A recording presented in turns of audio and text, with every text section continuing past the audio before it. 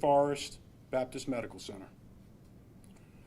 We were presented on that day with information by an investigative team from Wake Forest Baptist Medical Center that appeared to show that a nurse, Jonathan Hayes, may have administered a lethal dose of insulin, causing the death of that patient and perhaps others. I asked the investigators from the Winston-Salem Police Department to assume control of the investigation. And I specifically asked the risk management team from Wake Forest Baptist Medical Center to assist local law enforcement in their investigation. I will tell you that Wake Forest Baptist Medical Center immediately agreed, without hesitation, and provided access to the Winston-Salem Police Department for everything that they have asked for. Over the last several months, the Winston-Salem Police Department conducted a thorough investigation that included interviews, collection of evidence, and discussions with family members of the deceased. The totality of the information provided to me led me to only one conclusion: that probable cause existed to support charging what can only be described as a rogue nurse with 2 counts of murder and 1 count of attempted murder. All the available evidence indicates that this man acted alone. The warrants for arrest, which are now going to be public information, will reveal that Jonathan Hayes has been charged with administering a lethal dose of insulin to patient Gwenn Crawford on January the 5th, 2022. Ms. Crawford sadly passed away 3 days later on January the 8th, 2022. Jonathan Hayes has been charged with 1 count of murder in that case. Hayes is also charged with administering a lethal dose of insulin to a second patient, Ms. Vicky Lingerfelt, on January the 22nd, 2022. Ms. Lingerfelt passed away on January the 27th, 2022. Jonathan Hayes has been charged with 1 count of murder in that case as well. Finally, Hayes is charged in a 3rd warrant for arrest for administering a near fatal dose of insulin for patient Pamela Little at Wake Forest Baptist Medical Center on December the 1st, 2021. That patient survived the near lethal dose. For that, Hayes has been charged with 1 count of attempted murder. These charging decisions were made after myself and detectives from the Winston-Salem Police Department had the opportunity to speak with the medical examiner in this case over the last couple of days. Consistent with my practice over the last 26 years in handling more than 24 first-degree murder cases, from investigative steps to trial verdict, I will wait until all the reports have been submitted and for an opportunity to meet with the victims' families before I make any decisions on what is a just punishment. Because my experience has taught me that a rush to judgment is ill-advised. I will say that all options are on the table for punishment, as they always are for me and for my office when it comes to ensuring justice of heinous and violent crimes against our most vulnerable victims. At this point, I'm going to ask Assistant Chief Will Penn to come to the podium, please.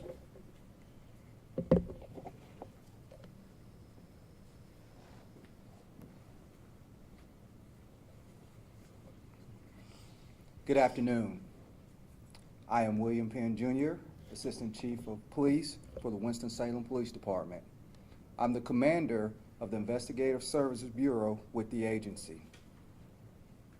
Before I begin, on behalf of Chief Thompson and the women and men of the Winston-Salem Police Department, we want to express our sincerest condolences to the family and friends of the victims mentioned today.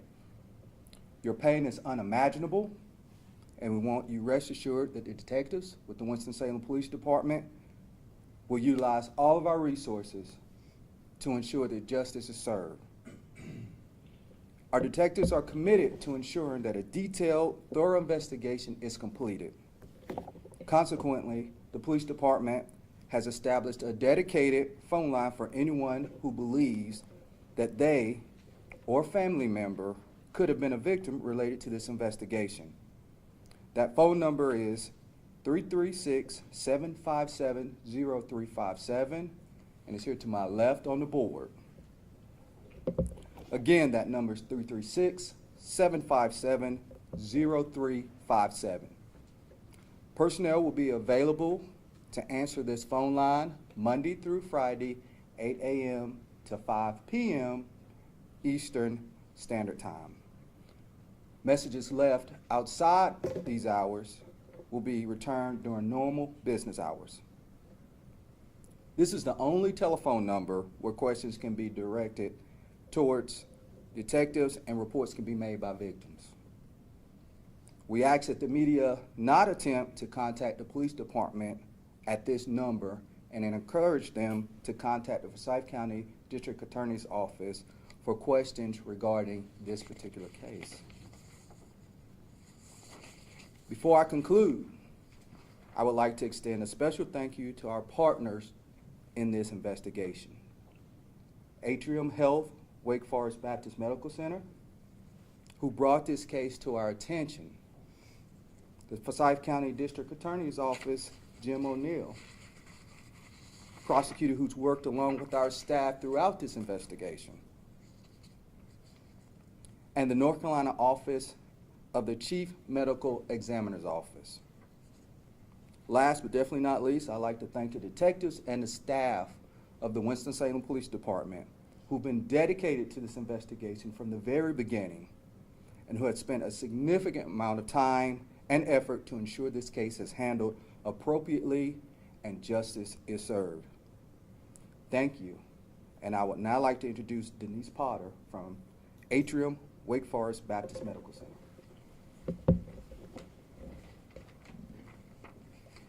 Thank you, Assistant Chief Penn. First, I just want to say that we are deeply saddened by what has occurred. When we first learned of these disturbing events, we immediately reached out to offer our condolences, our apologies, and our support to the patients' families. As soon as we identified a deviation in patient care as part of our established safety protocols, we took immediate action to remove the employee from the patient care environment and terminated his employment. We also immediately notified law enforcement and the appropriate regulators and licensing boards and have been working with them throughout this investigation. We sincerely appreciate the diligent efforts of the Winston-Salem Police Department and District Attorney Jim O'Neill's office and pledge our full support to them as they continue through with this investigation. What is alleged to have taken place certainly does not represent the very high standards of safety and integrity that our dedicated teammates take pride in and display each and every day. We have conducted an in-depth analysis to ensure we have done everything possible so an event like this can never happen again. So we hope that you will please refer all questions to the appropriate authorities, the police department, as well as District Attorney O'Neill's office at this time. And thank you.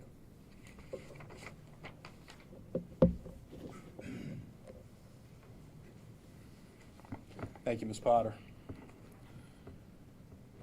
I want to thank the folks over at Atrium Health, Wake Forest Baptist Medical Center for bringing this case forward and turning it over to the proper authorities.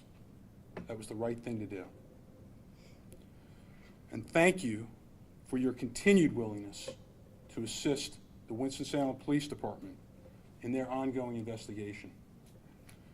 I want to be clear that without your help and your cooperation, we would not be here today. You are helping us to pursue justice on behalf of the victims and their families. To the detectives at the Winston-Salem Police Department, nobody knows the hours you put in, Detective Ognoski, like I do. I appreciate the men and women in blue. Amy and Will, thank you all. Being sure that your folks were responsive.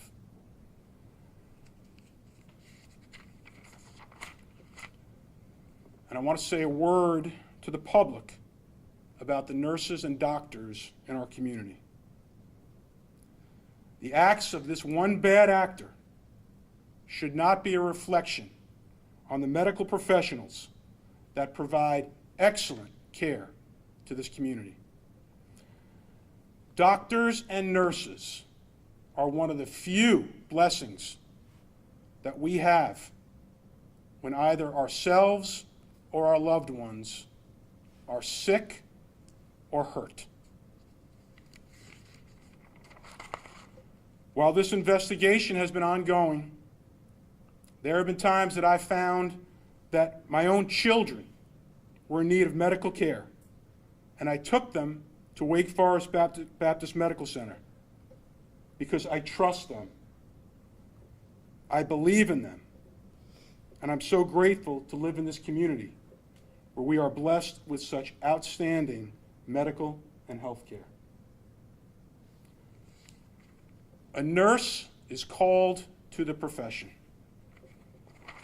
They provide care, support, and love when we need it most. Doctors and nurses have put their own lives in jeopardy when they answered the call during the early days of the pandemic and showed up for work. They say that if you save one life, you're a hero. If you save 100 lives, you're a nurse. Jonathan Hayes has forfeited the honor of being called a nurse. From this day forth, he'll be known as a defendant. As the top law enforcement officer in this county, I say that no one in this community should hesitate or be reluctant to seek treatment from Atrium Health Wake Forest Baptist Medical Center or any of our outstanding healthcare facilities that we are blessed to have here in Forsyth County. Because this remains an ongoing investigation, because we have a defendant who will have to face these charges in trial, I have asked the police department and I've asked Baptist Medical Center not to speak further publicly about the case. As the prosecutor, we are in that unusual position where we not only have to pursue justice on behalf of the victims, but we have to ensure that at some point a person charged with a crime has the right to a fair trial. I will not comment on specific facts regarding the case, but if anyone has Any questions out here, I will try to answer them, but I am not going to bring up the police department or Baptist Medical Center. Yes, ma'am. Since you did share the names of the victims, I wonder if you can also share the ages of the victims as well. I don't have that information available to me. Okay. And I wonder if you can comment or. I'm sorry, let me just repeat that for everybody else. The question was, can I provide the ages of the victims that were harmed in this case? I don't have that available with me. And I wonder if you could also speak to, this happened December of 2021, January of 2022. There's a big lapse of time for when your office was brought in March. Can you speak to what was happening during that period of time? And are we to believe that there could be more victims that were victims of his during that span of time as well? And the question is, if we discovered that the first offense occurred in December, 2 other offenses occurred in January of 22, what happened during that span of time? I can tell you that Wake Forest Baptist Medical Center, when they discovered that they had this issue, they did a quick investigation and immediately brought us in March. So there was ongoing investigation internally before we were brought in. Could you share what the leading thing was, or what tipped off Atrium, Wake Forest to bring you all in? The question was, was there one single event that caused Wake Forest to bring us in? I can't provide that to you. I can only tell you that our investigators, our detectives collected information, evidence, conducted interviews as they do in every homicide case. I wonder if you could also share how long Hayes worked in the hospital. I don't have that information. The question was, how long did Hayes work at the hospital? I don't have that information. Are you able to tell us what the patients were being treated for? I would not disclose that information, as that would be a violation of HIPAA. So the question from this side of the room was what patients were there, what they were being treated for initially. When was Mr. Hayes terminated? He was terminated shortly after the Winston-Salem Police Department was brought in. So that was March. Is he in jail? He is in custody. Okay. I wonder if you could share the floor or area that he worked in, ICU, emergency department, psych. Again, I'm not going to put that out there as to what that information is. The question was, what floor was he assigned to? But it was the main hospital. Yes, sir. When is his next court hearing? We don't have a court date for him yet. I will tell you that we'll have that information available here shortly, and we'll let you know when his first appearance will be. Is he being held without bond? We don't have that information. The question was, does he have a bond set? We do not have that information yet. I wonder if you could maybe speak to the public about this. This is, something out of a movie or a Netflix show. It's not something you want to think about, and you already touched on that you go to doctors and you go to the hospital for safety. Yes, ma'am. I guess if you could tell us, have you ever seen anything like this in your career, and how just heinous of a crime is this in your eyes? The question is, how heinous of a crime is this, and how do I view this compared to other cases that I have seen over the years? As I indicated, I've tried many dozens of cases, first-degree murder cases over the years. What upsets me about these kind of cases is that we have a particularly vulnerable victim. And that's what disturbs me.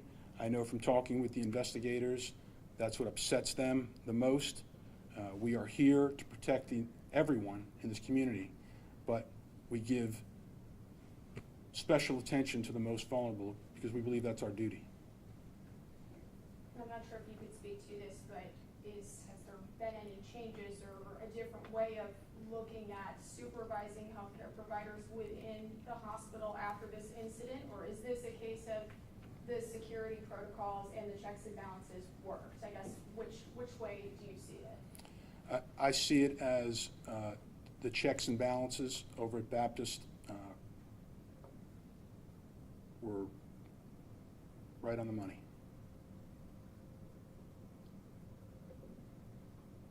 I wonder if you could share a message to the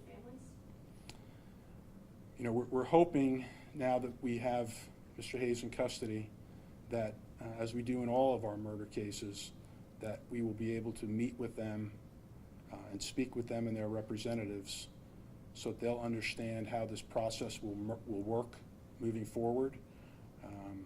We generally do not speak to the victims' families until and unless charges are brought. The police department did that today, and that now allows us to take over the prosecution of the case. Was he arrested today? He was arrested today. I don't know if you're aware of this, but do you know if Mr. Hayes has had any reports against him in the past?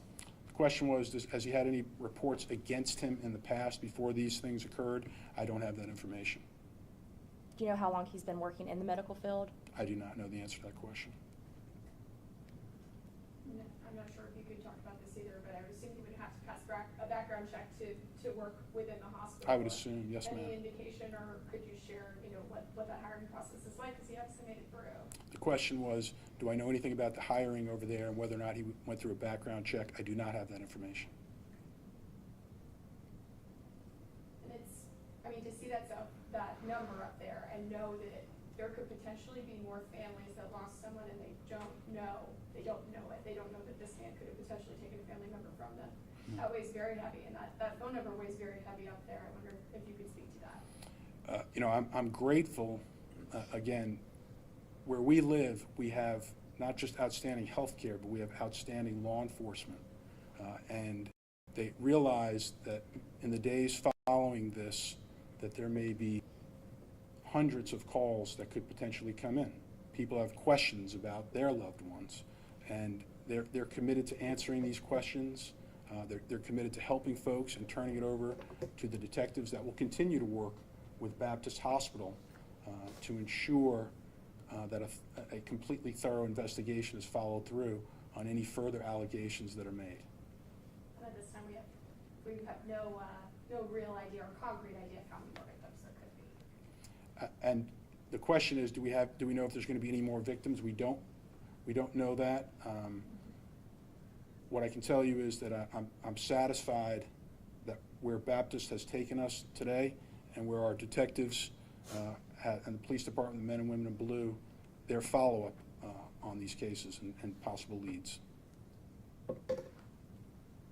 And did all these, were these all random, or was there any kind of, connection between? The question is, were these random murders, or are you asking me if the nurse knew the patient? Correct. As far as we could tell, the nurse did not know the patient beforehand. Are the patients on the same floor or within the same unit in the hospital? I don't know the answer to that question. And at this time, we don't know a motive. The question is, do we know a motive? No. I'm sure we're going to have some viewers that reach out and they, might have gone to Wake Forest and been treated for different things. Yes, ma'am. They're going to have questions as to, like, am I a victim? Is there a family member that's a victim? How will they know, or do you just encourage them to call the number? I would encourage them to call the number to my left and inquire. You're going to be speaking directly with law enforcement. But again, with all due respect to our friends in the media, I would ask you please not to call that line, as we're trying to save that for victims and family members and people that have questions about their friends themselves or their loved ones. I wonder, and I understand that there's a lot that you can't tell us, and obviously we, like so many others, have a lot I of understand. questions. Yes. I'm just, the thing in my head right now is premeditated versus malpractice. Any indication at this point that this guy did not know what he was doing? These patients could have had diabetes, or could have been some kind of reason that they needed that insulin. Yeah. Any indication as of right now whether we are looking at premeditated or looking at malpractice? Well, the question is, are we looking at premeditated murder, or are we looking at more like of a malpractice kind of situation? I can tell you this much in answering that question. He has been charged with murder. He has not been charged with involuntary manslaughter. He has been charged with murder. How old is he? I don't have his, well, let me see if I do have his age here. Do we know how old he is? 47. Okay, folks, I'm grateful for you all making time to be here today. As I said, we understand that this is going to be a story that the news are going to want to cover, and your followers are going to want information on. We appreciate you being here today and making time for this. Please understand that we have to protect everybody's rights moving forward, But I thank you all for being here, and again, our friends of the Baptist, thank you for being here today and speaking. Again, our friends over here at the Winston-Salem Police Department, can't thank you enough. So, thank you all for being here.